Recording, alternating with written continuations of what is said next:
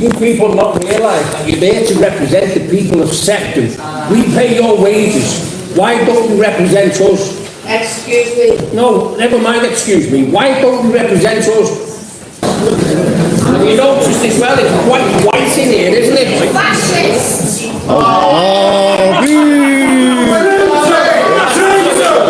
Absolutely surprised that there was only one family in B&B that's classed as homeless. Before I get to my supplementary question, I'd just like to say a couple of things. Why? Well, it's part of the question. Right, okay, so the question is, the housing estate on Lineker Road, on the old Johnson site, there's 125 houses being built there. Now, I've been told that no second residents can apply for any of them houses because it's being earmarked for either Serco or immigrants that are going to be put in it. If that is the case, that is totally and utterly unacceptable. And I ask this council to put a stop to that because it would literally destroy the area. So whoever's in charge of this, you can stop Serco if you really want to. But our communities are being overrun, and they are. No matter, you can have all the humanitarian goodwill and everything, but when second residents are paying the bill and 5% increase year on year in, it's not fair. It's seriously not fair. Mr. Holloway, please to inform you that is absolute nonsense and it is not. The World Health IR 2025 systematic review, commissioned and peer-reviewed by the World Health Organization, shows that RF radiation causes cancer in laboratory animals. This is a rigorous gold standard review assessing all relevant evidence with full transparency. What's your group called, Arlene? It's the Radiation Research Trust charity. Right. We've been established since 2003. Brilliant. So I finally got my questions on the agenda for tonight's council meeting. Why have you tried a few times, have you? I've tried probably. Last time I submitted them in good time and they weren't accepted. On what grounds, you know? They said I'd missed the 12 o'clock deadline, but the 12 o'clock deadline is not in their constitution.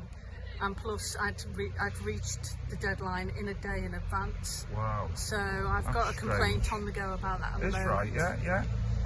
But they've approached me and said, invited me to put my questions forward now. So that's good. It's good progress. Yeah, so I'm pleased about that. Brilliant. But I've got my question prepared finally. This was the question I was trying to get raised in July. Okay. But I can read it for you if you want. Brilliant, yeah. Yep.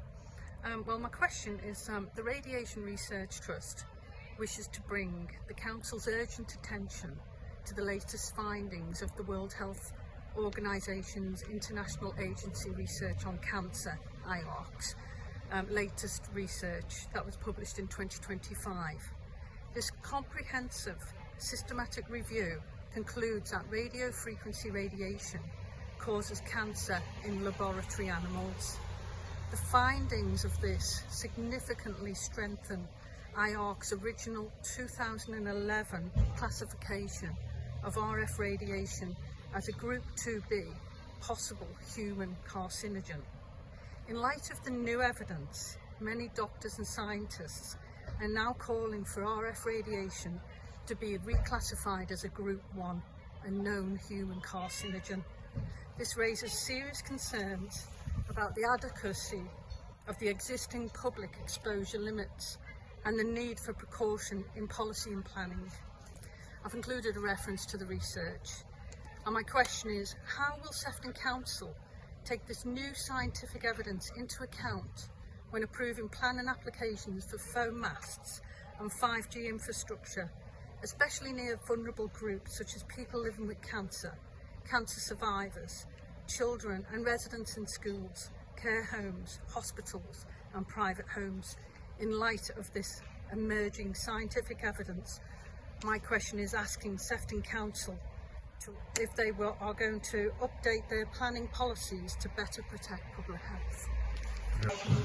Given that the public legal duties under the European Electronic Communications Code, the Equality Act 2010, and the precautionary principle, and in light of the legal precedents of the Thomas versus Cheltenham Borough Council case and the Yasmin Skelt versus the Secretary of State in 2003, confirm that the ICNIR compliance cannot automatically dismiss health concerns, my question is this: will you ensure that no new mobile phone masts or antennae are approved near schools, care homes, hospitals or residents' homes unless planning policies, risk assessments and precautionary measures fully reflect this evidence? And we acknowledge that failing to act could leave you personally and politically accountable.